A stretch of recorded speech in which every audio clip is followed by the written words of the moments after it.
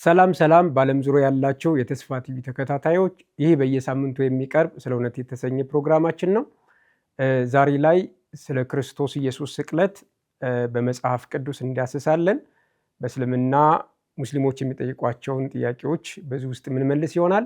ቁርአን ላይ የተቀመጠውንም ስለ ክርስቶስ አለመሰቀል ይናገራል ብለው የሚያስቡትንም ሀሳብ አንስተን ለሙስሊሞች በሚመች መልኩና በሚገባቸው መልኩ ለመመለስ እንሞክራለን። እንዲሁም ክርስቲያን ተከታታዮቻችን ደግሞ ይህንን በማድመጥ በመስማት ለወንጌል ስራ ራሳቸውን እንዲታዘጋጁ ስንል በጌታ ፍቅር እንጠይቃለን። ከኔ ከወንድማችሁ ከመሐመድ አበባው ጋርና እንዲሁም ከማናይም ወንድማችን ጋር መሐመድ እውነት ሁሉም አብሮን አለ። እኛን ማግኘት የምትፈልጉ ደግሞ የስልክ ቁጥራችንን እናስቀምጣለን። የቴሌግራም ግሩፓችንን እናስቀምጣለን። በዛ ኮንታክት ማድረግ ትችላላችሁ።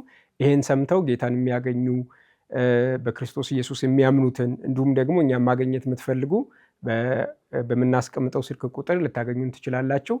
አሁን ወደ ውይይታችን እንሄዳለን። መልካም ጊዜ ይሆንላችሁ። ቴንኪዩ ማሜ። መሃናይምም ዛሬ ተቀላቅሉናል። እንኳን ደህና መጣ ወንድማችን። ተመልካቾቻችንም እንደምን ቆያችሁ? ዛሬ እንግዲህ የያዝነው በጣም ትልቅ ርዕሰ ጉዳይ ነው። ምክንያቱም እስልምናና ክርስትና ከሚለያዩባቸው ዋነኛ ከሚባሉት ብቸኛ አይደለም ግን ዋነኛ ከሚባሉት ርዕሱ አንዱ የክርስቶስ ስቅለት ነው። ከዚህ በፊት የክርስቶስ ማንነት እንደሆነ አይተናል። ከዛ ማንነቱና ስራው የክርስቶስ ማንነትና ስራ እስልምናና ክርስትናን ለሁለት ትልቅ ክፍሎች ይከፍላል ማለት ነው። ስለዚህ ክርስቶስ ላይ ተቆሞ ነው ሊሳትም ትክክልም ሊኮንም ይቻላል። ምክንያቱም የክርስቶስን ስቅለት እኛ እናምናለን፣ የስቅለቱን ፋይዳ ጭምር እናምናለን።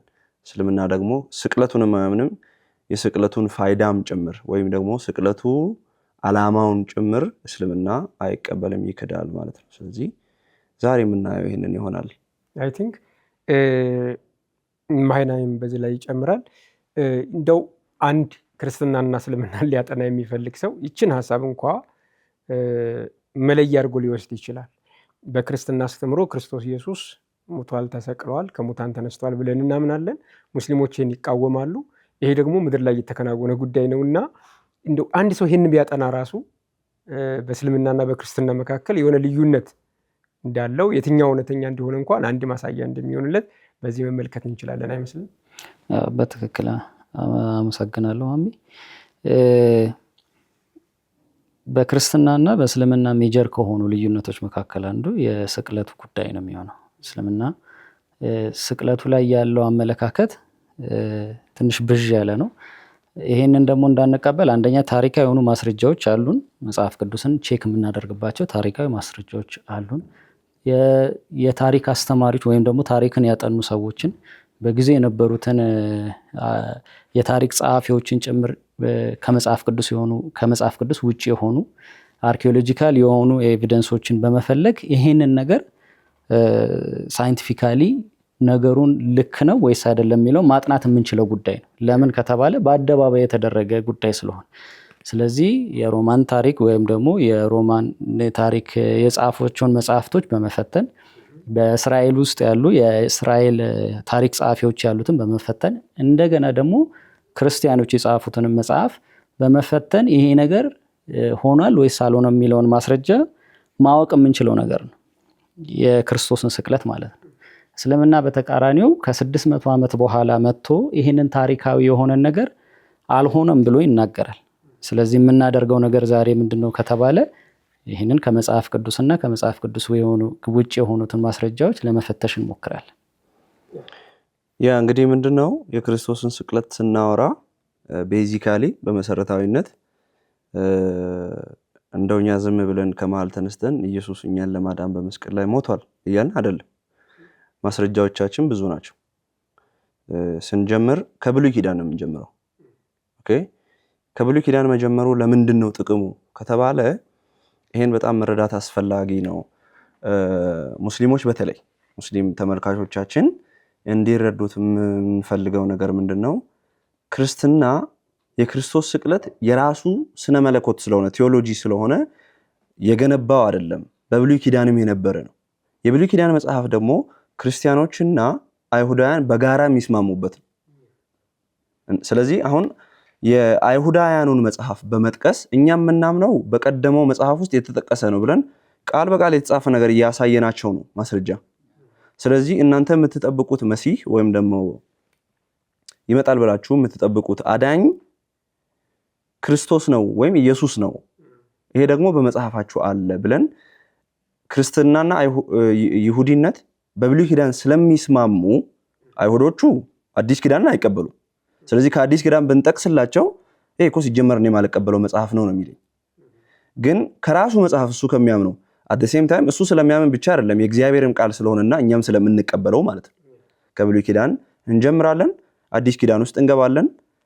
ስለ አንዱ ስለ ክርስቶስ ስቅለት የተለያዩ ማስረጃዎች ከተለያየ ኢንዲፔንደንት ሶርስ ወይም ደግሞ በየተናጥል በየራሳቸው ያሉ ራሳቸውን ችለው የቆሙ በርካታ ማስረጃዎች ማለት ነው በመያዝ ከዛ ታሪክ ውስጥ እንገባለን። መሃናይም እንዳለው ኢቭን ክርስቲያን ያልሆኑ የታሪክ ጸሐፊዎች ያሉትን ጭምር አሁን እንደው የክርስትና ትምህርት ስለሆነ ብቻ ሳይሆን ምንም አያደርግላቸውም ሰዎቹ ክርስቲያኖች አይደሉም፣ ነገር ግን ስቅለቱን ሲመሰክሩ እናገኛለን። ማሜ እዚህ ጋር መጨመር የምፈልገው ምንድነው መሰለ፣ ከዚህ በፊትም እንዳነሳ ነው አይሁዳውያን በእምነታቸው ጉዳይ ላይ የማይደራደሩ ሰዎች ናቸው እና የመጀመሪያው የመጽሐፍ ቅዱስ የአዲስ ኪዳን ጸሐፊዎች አይሁዳውያን ናቸው፣ ተከታዮቹም አይሁዳውያን ናቸው። በአይሁድ እምነት ውስጥ ያሉ የአይሁድን እምነት ጠንቅቀው የሚያውቁ ሰዎች ናቸው።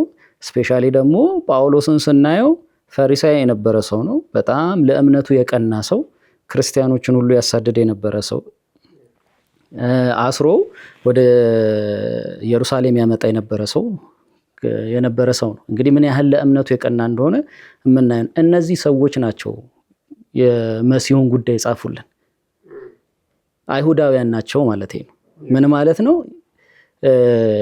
ብሉይ ኪዳንን ጠንቅቀው የሚያውቁ ሰዎች ወይም ደግሞ ብሉይ ኪዳንን የተማሩ ሰዎች፣ ለእምነታቸው የቀኑ ሰዎች ኢየሱስ ክርስቶስ በኖረው ኑሮ በተናገረው ነገር ባደረገው ነገር ነው ይህንን ምስክርነት እየሰጡ ያሉት፣ ያዩትን ምስክርነት እየሰጡ ያሉት አይሁዳውያን ናቸው። ስለዚህ ብሉይ ኪዳንን ያውቃሉ፣ ብሉይ ኪዳንን ይጠቅሳሉ። እነ ጴጥሮስ የመጀመሪያው ምስክርነታቸውን ሲሰጡ ብሉይ ኪዳንን እየጠቀሱ ነው። እናንተ የሰቀላችሁት ክርስቶስ እያሉ ብሉይ ኪዳንን እየጠቀሱ ነው ሲያስረዷቸው የነበረው። ስለዚህ እነዚህ አይሁዳውያን መሆናቸውን እናውቃለን፣ ለእምነታቸው የቀኑ ሰዎች ናቸው። ነገር ግን ኢየሱስ ክርስቶስን ካዩ በኋላ ብሉይ ኪዳን በራላቸው፣ የተስፋው ቃል ኢየሱስ እንደነበረ በራላቸው። ስለዚህ መሰቀሉን አይተዋል፣ ይህንን የዘገቡልን። ደግሞ በዚህ ላይ ተጨማሪ አይሁዳውያን የአይን ምስክሮችም ናቸው። ከአንድ ጎን ብቻ አይደለም፣ በሁለቱም ጎን ከሰቃዮቹም ኢየሱስን ከሚያሳድዱትም መሰቀሉን ያዩት እንኳን ተሰቀለ ያሉትም ተሰቀለብንም ብለው ወይም ደግሞ አሳደዱት ብለው ኢየሱስ ተሰቅሏል ብለው ሲያዝኑ የነበሩትም አይሁዳውያን ናቸው ሁለቱ። ስለዚህ በትንቢት በብሉይ ኪዳን መጽሐፍ የተነገረ ብቻ ሳይሆን መሬት ላይ የተከናወነ ጉዳይ፣ እድሜው ረዘም ሊል ይችላል እንጂ 2000 ምናምን ዓመት ሆነ እንጂ ምድር ላይ የተከናወነ ጉዳይ ነው። ስለዚህ ይሄ ደግሞ በዘመኑ ኢየሱስን ስለ ኢየሱስ ስቅለት ለመናገር ፈልገው ብቻ ሳይሆን በዛን ጊዜ የተከናወኑ ጉዳዮችን ሲመዘግቡ እግረ መንገድ የዘገቡትም ዘጋቢዎች አሉ። ስለ አይሁዳውያን ደግሞ በይሁዳውያን ዘንድ የተደረገውን ነገር ሁሉ የሚመዘግቡ የታሪክ ጸሐፊዎች አሉ። እንዲሁም ደግሞ እንግዶችም ሆነው ወይም ደግሞ ሀገሪቱን በቅኝ ግዛት ውስጥ አድርገው የነበሩ ሮማውያንም ደግሞ ጸሐፊዎች አሉ። በዛ የተከናወነው ነገር ይጽፋሉ። አስበውት ይተላለፍና ኢየሱስ የሚባል የተሰቀለ ለሌሎች ትምህርት ይሆናል ብለው አስበው ሳይሆን እንደ ታሪክ ጸሐፊነት ታሪክ ሲጽፉ ነበረ። አዲስ ኪዳን ሐዋርያት ደግሞ ኢየሱስን ሲከተሉ ሲያስተምሩ የነበሩ ሐዋርያት ደግሞ በመንፈስ ቅዱስ ምሪት አዲስ ኪዳንን ጽፈውልናል። እንደተሰቀለ በብሉይ ኪዳን ትንቢት ተነግሮለታል። ከሰማይ ድምፅ የመጣለት ጉዳይ ነው። ስለዚህ እነዚህ ሁሉ መረጃ ያካተተ እንደሆነ ማየት እንችላለን። ስለዚህ እኔ ቅድም ያልኩትን ሀሳብን ስትረስ መስጠት ፈልጌ ነው። አንድ ከክርስትናም ከእስልምናም ውጭ ሆነ ወይም ደግሞ ክርስቲያንም ይሁን ሙስሊም የሚሆን ሌላ እምነት ተከታይ ክርስትና ነው እውነተኛ አምላክ ወይስ አይደለም ብሎ ለማረጋገጥ እችን አቅጣጫ እንኳ ቢከተል እውነቱን ሊያገኘው ይችላል። በታሪክ አጥንቶ፣ መጽሐፍ ቅዱስ አጥንቶ፣ በሌሎች መጽሐፍ አጥንቶ በስነ ምርምሮች አሉ፣ ስነ ቁፋሮ አለ። እሱን አጥንቶ ኢየሱስ አልተሰቀለም የሚል መረጃ ተጨባጭነት ያለው መረጃ ካገኘ ክርስትና ሐሰት ነው ቢል ትክክል ይሆናል። ግን እነዚህ ነገሮች በትክክል የሚገኙና ተጨባጭነት ካለው ተጨማሪ መጽሐፍ ቅዱስ የተናገረውን አይቶ ክርስትና እውነት መሆኑን ሌላው በሙሉ ስህተት መሆኑን ማወቅ ይችላል። ስለዚህ ይህንን ትምህርታችንን የምትከታተሉ በዓለም ዙሪያ ሆናችሁ የምታደምጡን ይህንን ጉዳይ በትክክል መረዳት ከቻላችሁ በእርግጠኝነት ክርስቲያን መሆንም አለመሆንም የምትችሉበትን ነገር ማግኘት ትችላላችሁ ብዬ አስባለሁ። ስለዚህ እኛ ደግሞ ክርስቲያኖች ነንና ከክርስትና ከሚያስተምረው ከመጽሐፍ ቅዱስ በመጀመር ወደ ታሪክ መጽሐፍቶች እንሄዳለን። መጀመሪያ የምናደርገው የመጽሐፍ ቅዱስን ምስክርነት ሐዋርያትም ተከታዮቹም በብሉይ ኪዳን የተነገረውንም ትንቢት በማንሳት ኢየሱስ ክርስቶስ ተሰቅሎ ነበርን፣ ሞቶ ነበርን፣ ከሙታን ተነስቶ ነበርን የሚለውን ሐሳብ ምናይ ይሆናል። ሞር ትኩረት የምናደርገው ኢየሱስ በመስቀል ላይ ሞቶ ነበር ወይ ተሰቅሎ ነበር ወይ የሚለውን ሐሳብ ነው። ይህንን እንቀጥላለን። ከብሉይ ኪዳን ስንጀምር ሐሳቡን እንዲረዱት ብሉይ ኪዳን ውስጥ መሲሁ መጥቶ እንደሚሞት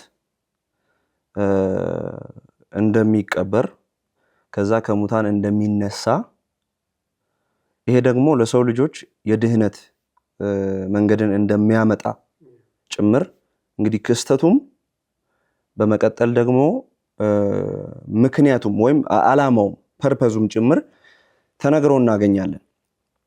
ስለዚህ ሁሉም አንድ ቦታ ላይ የተጻፈ ላይሆን ይችላል። ነገር ግን የሲስተማታይዝ አድርገን ወጥ የሆነውን የመጽሐፉን ሙሉ አንብበን ወጥ የሆነውን መልእክት የምናገኘው በዚህ መንገድ ነው ማለት ነው። ሜቢ ለምሳሌ እኔ ከመዝሙረ ዳዊት ምዕራፍ 22 ልጀምር።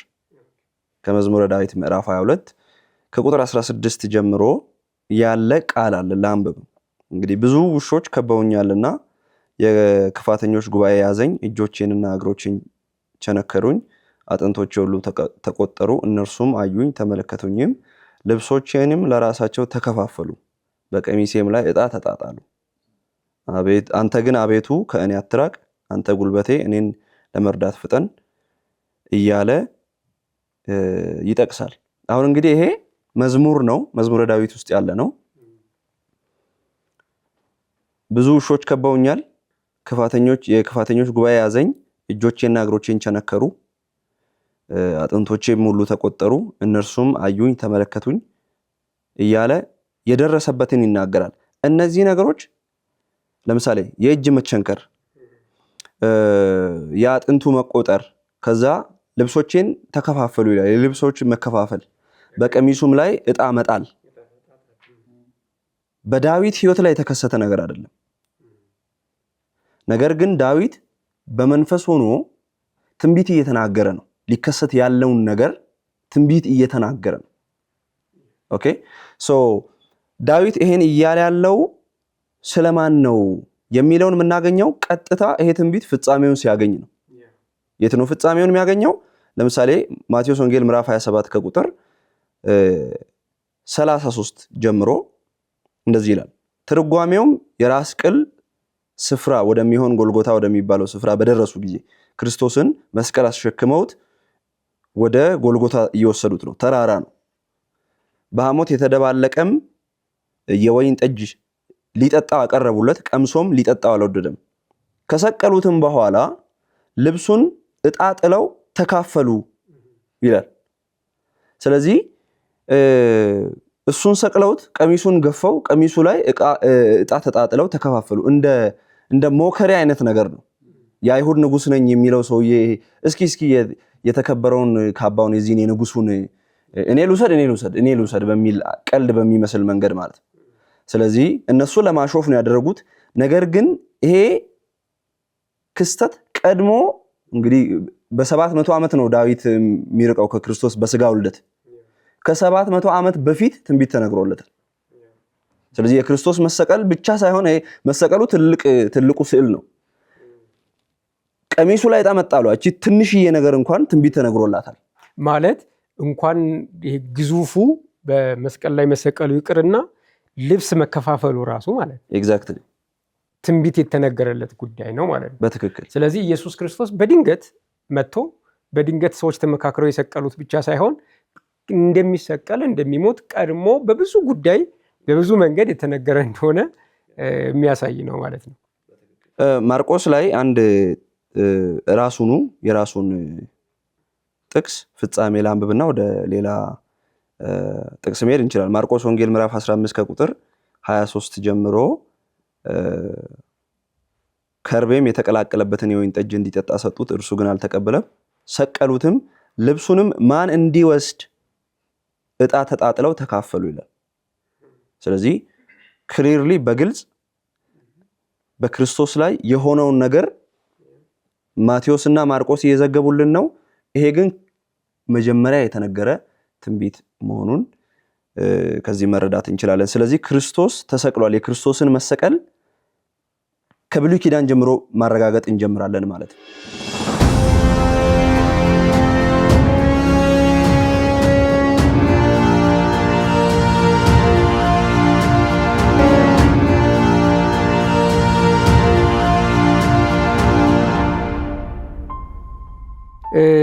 በተጨማሪ አሁን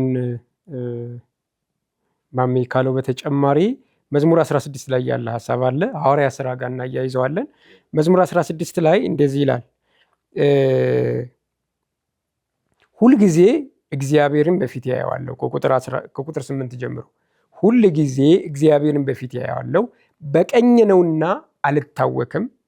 ስለዚህ ልቤ ደስ አለው፣ ሐሴትም አደረገች። ሥጋዬ ደግሞ በተስፋ ታድራለች። ነፍሴን በሲኦል አትተዋትምና ቅዱሱ መበስበስን ያይ ዘንድ አትተወው። የሕይወትን መንገድ ያሳየኸኝ፣ ከፊትህ ጋር ደስታን አጠገብከኝ፣ በቀኝህ የዘላለም ፍስሐ አለ። ይሄ እንግዲህ የዳዊት መዝሙር ነው። ዳዊት ነው የዘመረው። ነፍሴን በሲኦል አትተዋትምና ቅዱስህም መበስበስን ያይ ዘንድ አታድርግ። መበስበስ የሚለው ቃል አለ። ስለዚህ ዳዊት እንግዲህ ሁላችንም እንደው መጽሐፉን ሳንገልጥ የዚህን ትንቢት ፍጻሜ ሳናውቅ እንደው ክፍሉን በማንበብ እንኳ ብንሄድ ዳዊት እንደሞተ በየትኛውም ሃይማኖት ይታመናል። ስለዚህ ሞቷል ማለት ስጋው በስብሷል ማለት ነው። ስለዚህ ስጋው ባይበሰብስ ኖሮ አካሉ ቢኖር ይታወቃል። እስራኤል ውስጥ ምንም ይሄ ቀላል ነገር ስለሆነ የማይበሰብስ ሰው የለም። በሙዚየም ነበር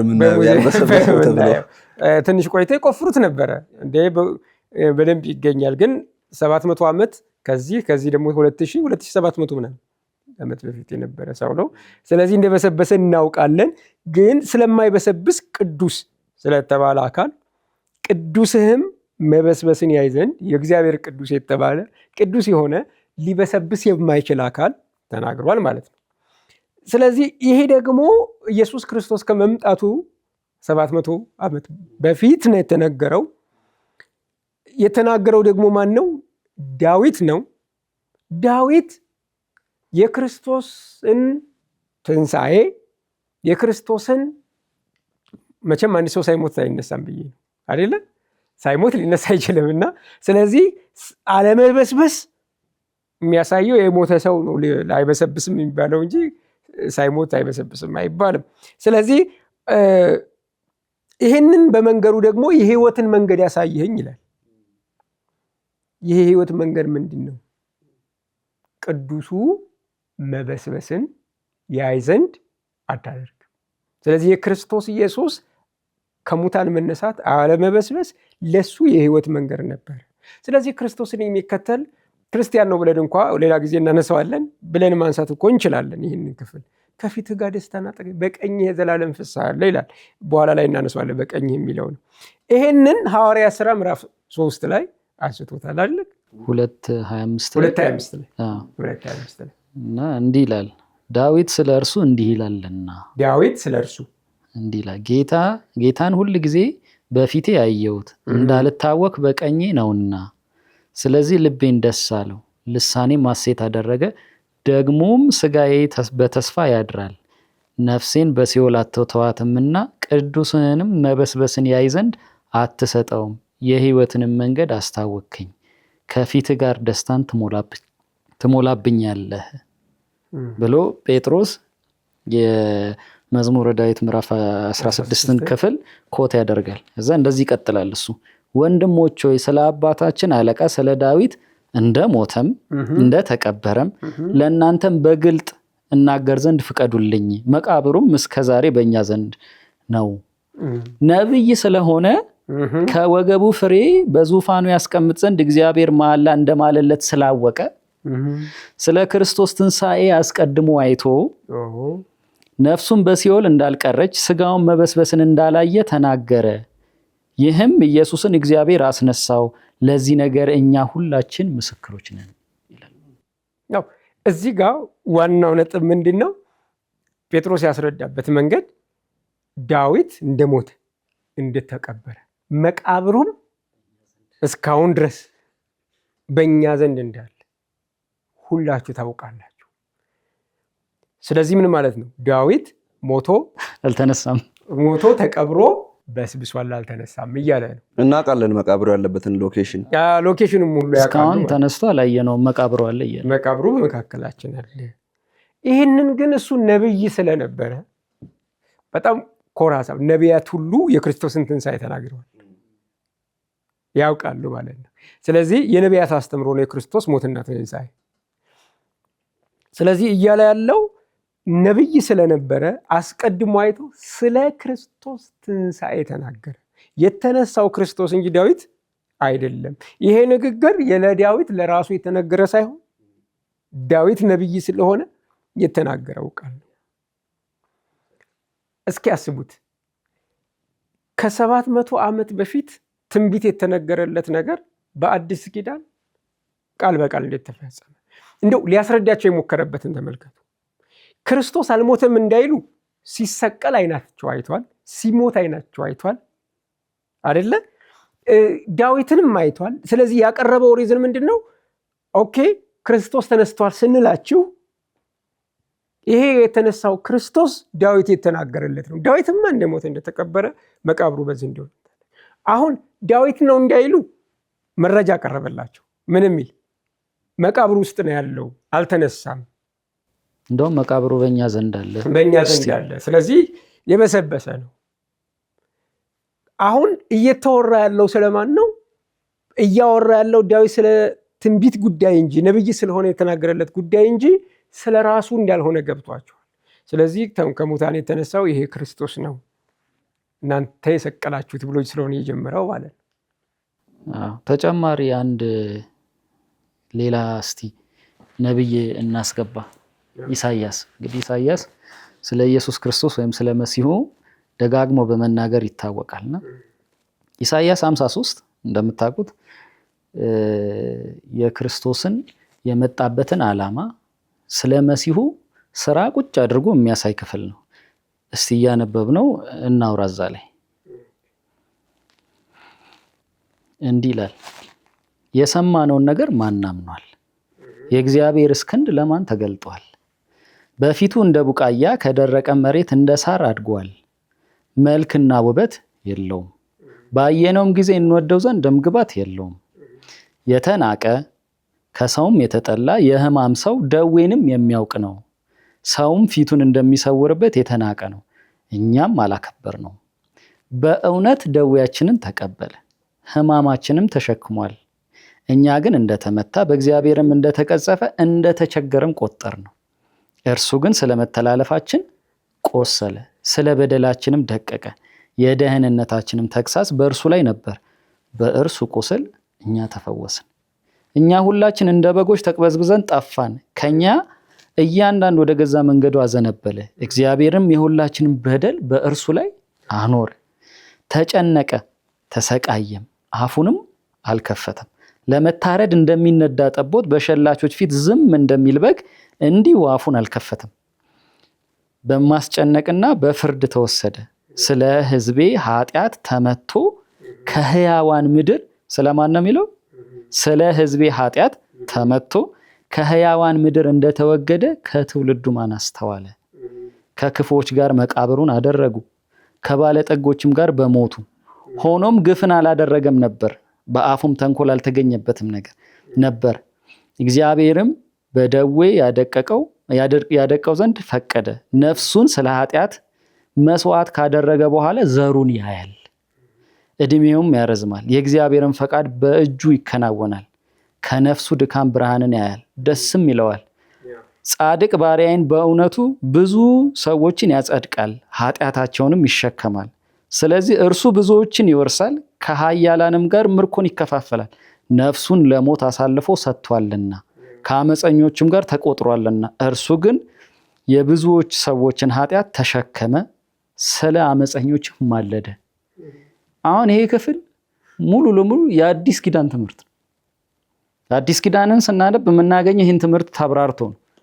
ኢሳይያስ በዚህ ክፍል ላይ ኢየሱስ ክርስቶስ የሚመጣ መሲሁ የሚመጣበትን ዓላማ፣ መሲሁ ምን አይነት ደምግባት እንዳለው፣ ምን እንደሚሆን፣ ተቀባይነቱ ምን እንደሚመስል፣ በሰዎች ዘንድ እንዴት እንደገፉት እንደመቱት፣ ከዛ በኋላ ደግሞ ኢቭን ለሞት አሳልፈው እንደሰጡት፣ በሱ ሞት ምክንያት ደግሞ የኃጢአት ይቅርታ እንደሚሆን፣ የብዙዎችን ኃጢአት በደል ቁስል እንደሚሸከም፣ በእርሱ ቁስል ብዙዎች እንደሚፈወሱ፣ የደህንነት ምንጭ እንደሚሆን የተናገረበት ነው። ወንጌል ኢሳይያስ ሲመሰክር በብሉይ ኪዳን ከ700 ዓመት በፊት እናገኛለን። ይሄ እንደውም ክፍሉ ኢሳይያስ 53ን ስንመለከተው ሙሉ ምዕራፉን በግልጽ ቋንቋ ስለሚናገር አሜን ብለህ የምትቀበለው ነገር ነው። በቃ ማለት በግልጽ ኃጢአት ይሸከማል፣ ስለ ኃጢአተኞች ይሞታል፣ በእሱ ቁስል ተፈውሳቸዋል።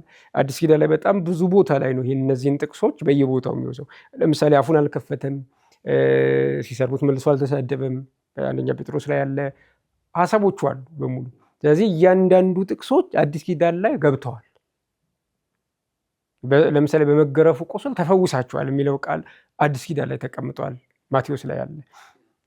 እነዚህ እየተተነተኑ ነው አዲስ ኪዳን ላይ የተገለጹ። ስለዚህ በብሉይ ኪዳን ኢሳይያስ ራሱ ኢየሱስ ክርስቶስ መጥቶ ስለኛ እንደሚሞት፣ በሱ ሞት ደግሞ እኛ ደህንነት እንደምናገኝ፣ ረፍት እንደምናገኝ እንዲህ ይላል። እንደውም አንደኛ ጴጥሮስ ላይ ለኃጢአት ሞተን ለጽድቅ እንድንኖር እሱ ራሱ በስጋው ኃጢአታችንን በእንጨት ላይ ተሸከመ። አየህ፣ አንደኛ ጴጥሮስ ምዕራፍ 2 ቁጥር 24 ላይ ለኃጢአት ሞተን ለጽድቅ እንድንኖር እሱ ራሱ በስጋ ኃጢአታችንን በእንጨት ላይ ተሸከመ። እንግዲህ አስበው፣ በመገረፉ ቁል ተፈወሳችሁ፣ እንደ በጎች ተቅበዘበዙ ነበርና። ኢሳይያስ ስላላነበብንም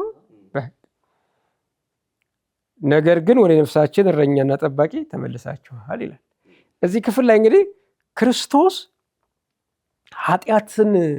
ኃጢአታችንን ተሸክሞ ስለኛ እንደሚሞት ኢሳይያስ እንደተናገረ እንዲሁ አዲስ ኪዳን ላይ ሰባኪዎቹ፣ የአይሁዳውያን ሰባኪዎች፣ ከሱ የተማሩ ሰባኪዎች እሱ ራሱ ሲናገር ያስተማረን ይህንን ነው። ክርስቶስ ስለኛ ኃጢአት በመስቀል ላይ እንደሚሞት ነው። ስለዚህ ኢሳይያስ የተናገረው ነገር እንደተፈጸመ ነው። ቢያንስ አሁን ስንት ነብይ ጠቀስን ከብሉይ ኪዳን? 2 ነብይ። ዳዊትን ጠቀስ፣ ነብይ ስለነበረ ንጉስም ነው እሱ። ኢሳይያስን ጠቀስ። አሁንም እንቀጥላለን። እንግዲህ በብሉይ ኪዳን ትንቢቶች ተነግረው በአዲስ ኪዳን እንደተፈጸሙ እያየን ነው። የኢየሱስ ክርስቶስ ስቅለት የአዲስ ኪዳን ትምህርት ብቻ ሳይሆን ነቢያቶች ሁሉ የመሰከሩለት፣ ነቢያቶች የኖሩለት፣ ይሄ በገባቸውና በትንቢት መልኩ አሁን ዳዊት ስላየው ብቻ እንደሚሰቀል ከሙታን እንደሚነሳ ስላየ ብቻ የህይወትን መንገድ አሳየኸኝ፣ ከፊት ጋር ደስታን አጠገብከኝ፣ በቀኝህ የዘላለም ፍስሐ አለ ብሎ የዳዊት ደስታና እረፍት የህይወት መንገድን ማወቅ እዚህ ጉዳይ ላይ እንዳደረገ ነው። ቀጣዩን ደግሞ እዚች ላይ ትንሽ ነገሩን በደንብ ለማጠንከር ያህል አንዳንድ ቃላት ላይ ፎከስ ማድረጋችን አስፈላጊ ነው ብዬ አስባለሁ። በተለይ ሙስሊሞች፣ ለምሳሌ ለአንድ ሙስሊም እኔ መጥቼ አንተ ሙስሊም ነህ እንበል፣ መጥቼ እንደዚህ አልኩ፣ ደዌያችንን ተቀበለ፣ ህመማችን ተሸከመ አልኩ። ከዛ ስለኛ መተላለፍ ወይም ስለኛ ኃጢአት ቆሰለ፣ ከዛ ስለ በደላችን ደቀቀ፣ የደህንነታችን ተግሳጽ በሱ ላይ ነው። ወይም የኛ ደህንነት ጋራንቲ የሚሆነው በእርሱ ስራ ነው። ደህንነቴ እኔ የተመሰረተው በእርሱ ላይ ነው። እርሱ ስለደቀቀ ነው። እርሱ ስለተመታ ነው። እርሱ ስለቆሰለ ነው። ኦኬ ስለመተላለፋችን ቆሰለ ይላል። ስለዚህ እሱ ስለቆሰለ እሱ የቆሰለው በእኔ መተላለፍ ምክንያት ነው ብዬ አልኩ። ከዛ መለስኩና ደግሞ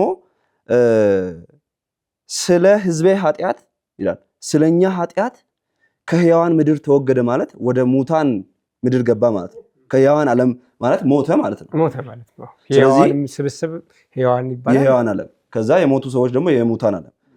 ስለ ኃጢአት ነው የሞተው። ስለ ሰዎች ኃጢአት፣ ስለ ሕዝቡ ኃጢአት ነው የሞተው። ከዛ ደግሞ ነፍሱን ስለ ኃጢአት መስዋዕት አደረገ ብዬ ብልህ ቀጥታ የምታስበው የአዲስ ኪዳን መጽሐፍ ነው ብለን የምታስበው። ይሄንማ እናንተ ኢየሱስ ተሰቅሏል ብላችሁ የምትሉትን የራሳችሁን ሃይማኖት ለመደገፍ የተጻፈ ነው ሚለኛ አንድ ሙስሊም። የሚያሳዝነው ግን ይሄ የክርስትና መጽሐፍ አይደለም። የክርስትና መጽሐፍ አይደለም ማለት ምንድነው? ከክርስቶስ በኋላ በደቀ መዛሙርትና በእነሱ ተማሪዎች የተጻፈ የአዲስ ኪዳን መጽሐፍ አይደለም። የብሉይ ኪዳን ክርስቶስን የማይቀበሉት አይሁዳን እንኳን የሚቀበሉት የብሉይ ኪዳን መጽሐፍ ነው። ስለዚህ ከክርስቶስ በኋላ የመጡ ክርስቲያኖች ለራሳቸው ትምህርት እንዲመች አድርገው የጻፉት አይደለም ማለት ነው። በአይሁዳውያኑ መጽሐፍ ውስጥ ስለ ኃጢአት መሞት የሚባል ነገር፣ ስለ በደል መድቀቅ የሚባል ነገር፣ በእርሱ በቁስል ሳምበዲን መፈወስ የሚባል ነገር አለ። ስለዚህ ሙስሊሞች እንዲረዱን የምንፈልገው ነገር ክርስቶስ ስለ በደላችን ሞተ፣ ስለ ኃጢአታችን ደቀቀ፣ ነፍሱን ስለ ኃጢአት መስዋዕት አደረገ ነው የሚለው። ነፍሱን ስለ ወዳጆቹ አሳልፎ ከመስጠት የሚበልጥ ፍቅር ለማንም የለውም የሚለው ይላል ክርስቶስ ራሱ።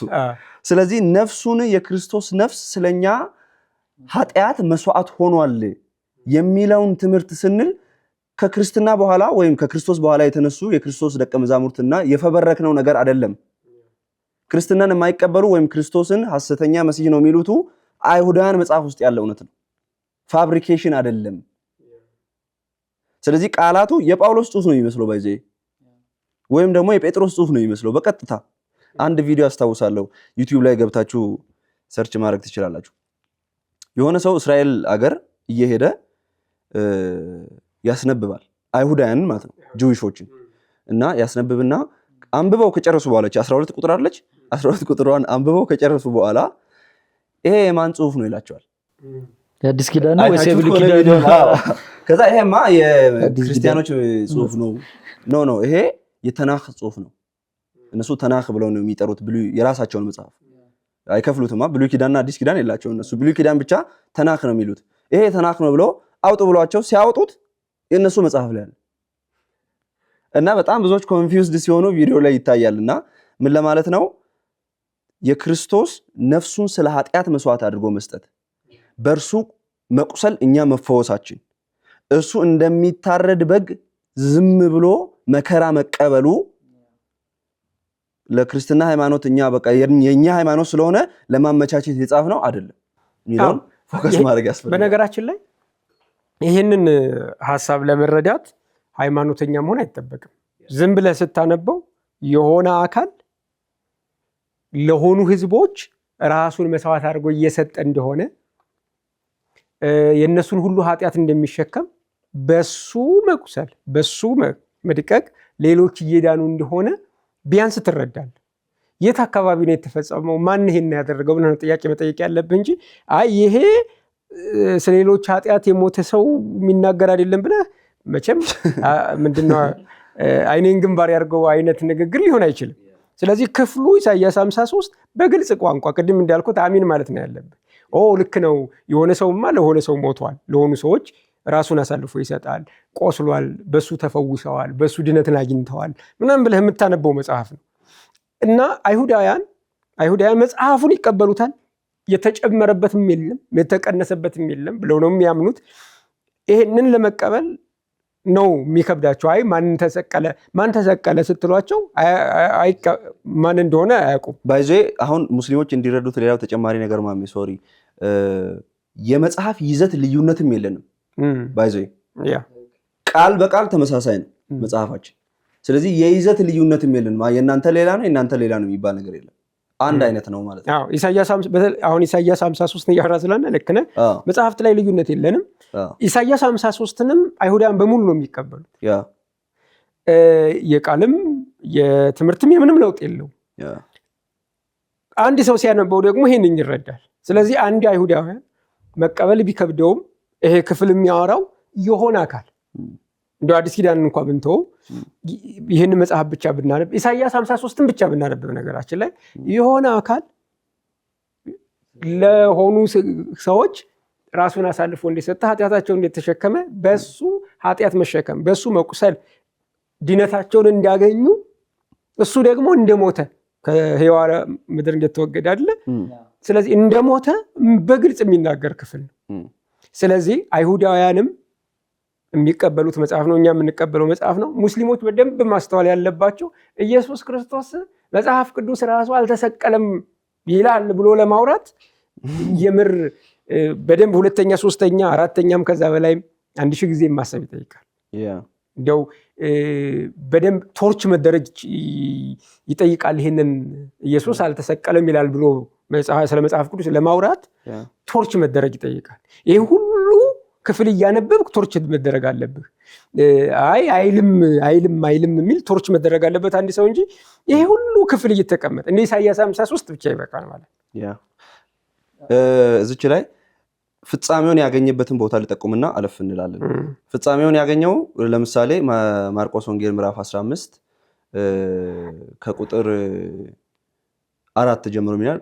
ጲላጦስም ደግሞ አንዳች አተመልስምን ጥያቄ ጠይቆት ነው ክርስቶስን እነሆ በስንት ነገር ያሳጡሃል ብሎ ጠይቀው ኢየሱስም ከዚያ በኋላ ጲላጦስ እስኪደነቅ ድረስ ምንም አልመለሰም ይላል። ስለዚህ አፉን አልከፈተም የሚለው የኢሳያስ ጥቅስ ትዝ ይለናል። ወደ ቁጥር 27 እና 28 ስንወርድ ደግሞ ከእርሱም ጋር 2 ወንበዶች አንዱን በቀኝ አንዱንም በግራ ሰቀሉ፣ መጽሐፍም ይላል መጽሐፍም ብሎ ኢሳያስን ይጠቅሳል። ከአመፀኞች ጋር ተቆጠረ ያለው ተፈጸመ ይላል። ስለዚህ ፍጻሜውን ክርስቶስ ላይ ሲያገኝን እንመለከታለን ማለት ነው የኢሳያስ 53ቱ። ስለዚህ እንግዲህ እኔ እንጃ ኢትዮጵያ ውስጥ ያሉ አይሁዳውያን ካሉ በዚሁም ማለት ነው ማን ነው ኢሳያስ 53 ላይ የተጠቀሰው ሰውዬ? ማን ነው ስለ በደለኞች የሞተ ነፍሱን አሳልፎ የሰጠ መስዋዕት ያደረገ ማን ነው በታሪክ ውስጥ ንገሩን የሚል። በእስራኤል ታሪክ ውስጥ ደግሞ የለም። ማንም ሰው ለህዝብ ሞቶ ህዝቡ በሱ ምክንያት ድነትን አገኘ የሚባል ትምህርት የለም በእስራኤል ውስጥ እኔ እስከማውቀው ድረስ። ስለዚህ ሞር ተደራሾቻችን ሙስሊሞች ስለሆኑ መጽሐፍ ቅዱስ ላይ ገብቶ መጽሐፍ ቅዱስ ራሱ ስለ ኢየሱስ ስቅለት አይናገርም የሚሉ አንዳንድ ሰዎች ቅድም እንደነገርኳቸው ቶርች መደረግ ይጠይቃል የለም ለማለት ማለት እንጂ መጽሐፍ ቅዱስ በግልጽ ቋንቋ የተሰቀለ ሰው እንዳለ ኢሳያስ እንኳን ይናገራል። አዲስ ኪዳን ላይ ደግሞ ለኢየሱስ እንደሆነ በተለያየ መንገድ አይተናል። አንደኛ ጴጥሮስ ምዕራፍ 2 ቁጥር 24 ጀምሮ ያቀድም አንብቤያለሁ። ክርስቶስ በመስቀል ላይ ኃጢአታችሁን ተሸከመ፣ በሱ ቁስል ተፈውሳችኋል። እዚሁ ኢሳያስ ላይ ያለው ሐሳብ። ስለዚህ መጽሐፍ ቅዱሳችን ኢየሱስ ክርስቶስ እንደተሰቀለ እንደሞተ ከሙታን እንደተነሳ ይናገራል። እንደውም ኢየሱስ ክርስቶስ ዳዊት ራሱ ሌላ ትንቢት አለው መዝሙር 110 ላይ እዛው ሐዋርያ ሥራ ምዕራፍ 2 ላይ ሐሳቡ አለ ተብራርቶ ጌታ ጌታዬን ጥላቶቼ እግር መረገጫ እስካደርግ ድረስ በቀኝ ተቀመጥ አለው ይላል። ይሄ በቀኝ ተቀመጥ ያለውን ሐሳብ እንደው ሐዋርያ ሥራ ምዕራፍ 2 ላይ ያለው መልሰህ ታወጣልንና ታነበዋለህ። ይህንኑ ክፍል ይጠቅስና ዳዊት እንደምታውቁት ወደ ሰማይ አልወጣም ይላል። የተናገረው ስለማን ነው ይላል? ስለ መሲሁ ነው ይላል። ኤግዛክትሊ። ስለዚህ ዳዊት ሙሉ ትምህርት ነው ያለው። ምን የሚል ይሞታል፣ አይበሰብስም፣ ይነሳል፣ በእግዚአብሔር ቀኝ ይቀመጣል። ሙሉ ትምህርት ነው ያለው። የክርስቲያን ቴዎሎጂ ያለው ማለት ነው። የክርስቲያን ቴዎሎጂ። ስለዚህ አንድ ሰው ክርስቲያን የሚባለው ሰዎች መጥተው ክርስቲያን ስለሚሉ ሳይሆን የክርስቶስን ትምህርት ይህን ሙሉ ትምህርቱ ኢየሱስ ስለኔ ሞቷል፣ ተቀብሯል፣ አልበሰበሰም፣ ከሙታን ተነስቷል፣ ወደ ሰማይ አድርጎ በእግዚአብሔር ቀኝ ተቀምጧል። ስለዚህ ዳዊት በግሪክ ቋንቋ ክርስቲያን ነበር ማለት። ኤግዛክትሊ። ይህም ብሉይ ኪዳን እያነሳ ነበር ካገኘው። እሺ ምዕራፍ 2 ቁጥር 34 ጀምሮ እንደዚህ ይላል፣ ዳዊት ወደ ሰማይ አልወጣምና ዳዊት ወደ ሰማይ አልወጣም፣ ነገር ግን እርሱ አለ ጌታ ጌታዬን ጠላቶችህን የእግር መረገጫ እስካደርግልህ ድረስ በቀኝ ተቀመጥ አለው። እንግዲህ ይህን እናንተ የሰቀላችሁትን ኢየሱስን እግዚአብሔር ጌታም ክርስቶስም እንዳደረገው የእስራኤል ወገን ሁሉ በእርግጥ ይወቅ። ይህም በሰሙ ጊዜ ልባቸው ተነካ። ጴጥሮስና ሌሎችን ሐዋርያት ወንድሞችን ምን እናድርግ አሏቸው ይላል። እንዲሁም ከዚህ ንግግር በኋላ ነው ምን እናድርግ ብለው እጅ ሰጡት ማለት ነው።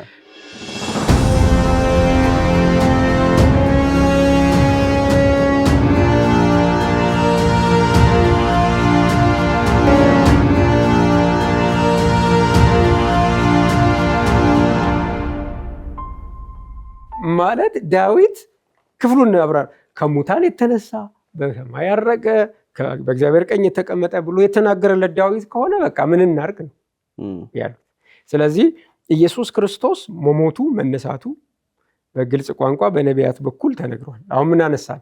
መዝሙር 16ን፣ መዝሙር 22ን፣ ኢሳይያስ 53ን አነሳን።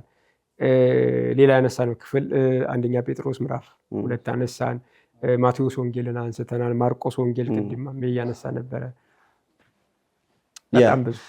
እዚችው 22 ላይ ከማለፋችን በፊት መዝሙርን ከማለፋችን በፊት 22 ላይ ቁጥር 6 ላይ እኔ ግን እንደ ትል ነኝ ሰውም አይደለሁም፣ የሰው ማላገጫ በሕዝብም ዘንድ የተናኩ ነኝ። የሰው ማላገጫ በሕዝብም ዘንድ የተናኩ ነኝ። የሚያዩኝ ሁሉ ይላገዱብኛል፣ ራሳቸውንም እየነቀነቁ በከንፈሮቻቸው እንዲህ ይላሉ፣ በእግዚአብሔር ተማመነ እርሱም ያድነው፣ ቢወደውስ ያድነው ይላል። አሁን ይሄ ኦኬ የሰው መላገጫ የሆነ ከዚያ ደግሞ ሰዎች ሁሉ እያዩ የሚንቁት ራሳቸውን እየነቀነቁ በእግዚአብሔር ተማመነ እስቲ እግዚአብሔር ቢወደው ያድነው ያሉለት አካል ማን እንደሆነ ብንመለከት ማቴዎስ ወንጌል ምዕራፍ እዛው 27 ከቁጥር 39 ጀምሮ የሚያልፉትም ራሳቸውን እየነቀነቁ ይሰድቡት ነበር። ክርስቶስ ተሰቅሎ አላፊ አግዳሚው ይሰድበው ነበር። እንግዲህ ይህንን ለመረዳት የሮማውያንን የስቅለት ሂደት ፕሮሲጀር መረዳት ያስፈልጋል። በጣም አሳፋሪ፣ በጣም ቶርቸር የተሞላው፣ በጣም ስቃይ የተሞላው ካፒታል፣ በጣም ከፍተኛ የወንጀል መቅጫ ሂደት ነው ስቅለት። ሜቢ ጊዜ ከኖረ ሌላ ጊዜ በደንብ እሱን መዳሰስ ይቻላል። መቅደስንም የምታፈርስ በሶስትም ቀን የምትሰራው ራስህን አድን፣ የእግዚአብሔር ልጅስ ከሆንክ ከመስቀል ውረድ አሉት። እንዲሁም ደግሞ የካህናት አለቆች ከጻፎችና ከሽማግሌዎች ጋር እየዘበቱበት እንዲህ አሉ፣ ሌሎችን አዳነ፣ ራሱን ሊያድን አይችልም። የእስራኤል ንጉሥ ከሆነ አሁን ከመስቀል ይውረድ፣ እናምንበታለን።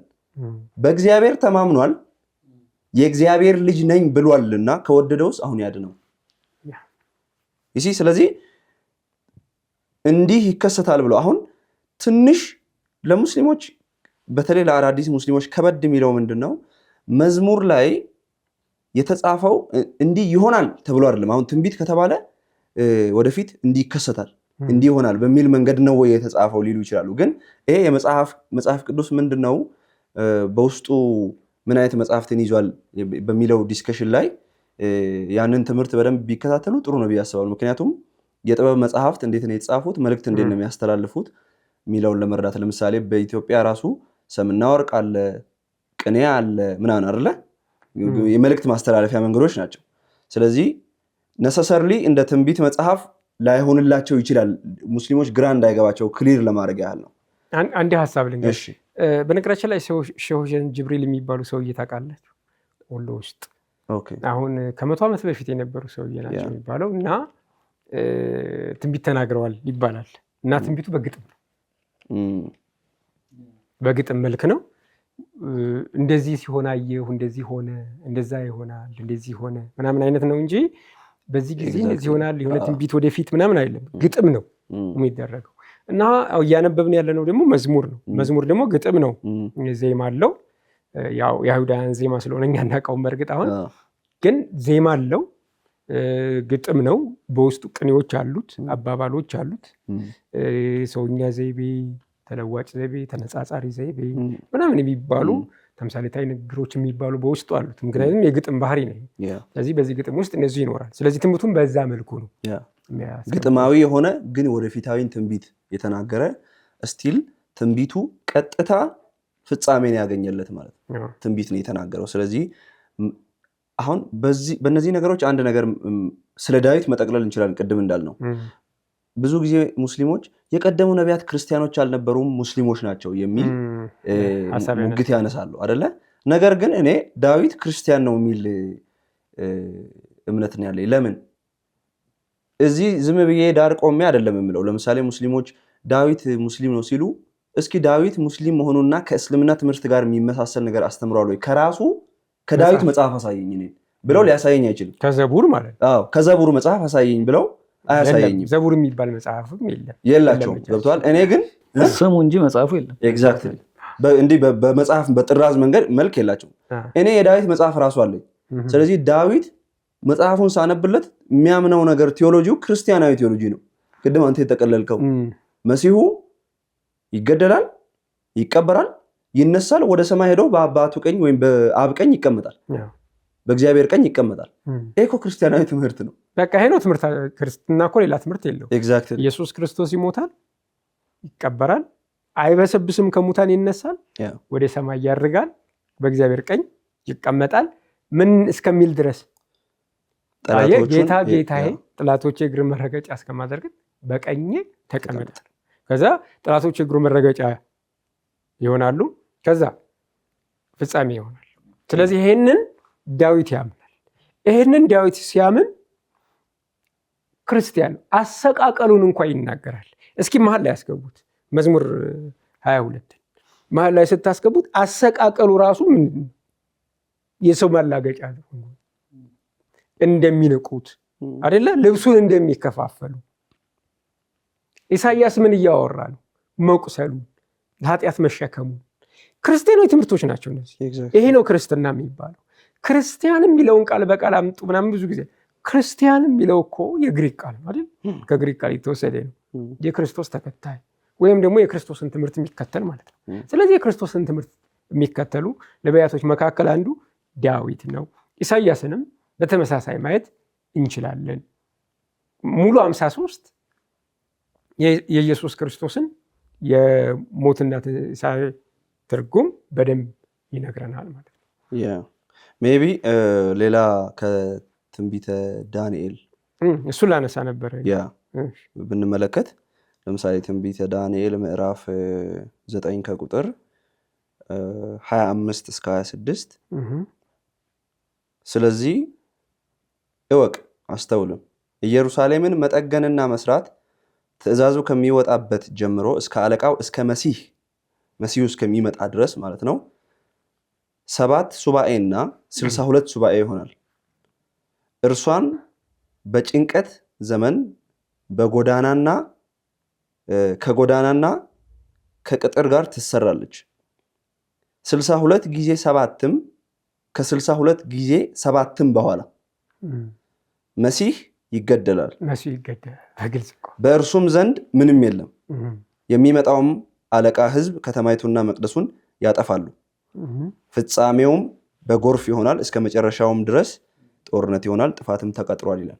አሁን እንግዲህ መሲሁ ይገደላል ብሎ የሚመጣው መሲህ የሚሞት እንደሆነ የሚገደል መሲህ መሆኑን ይናገራል ዳንኤል።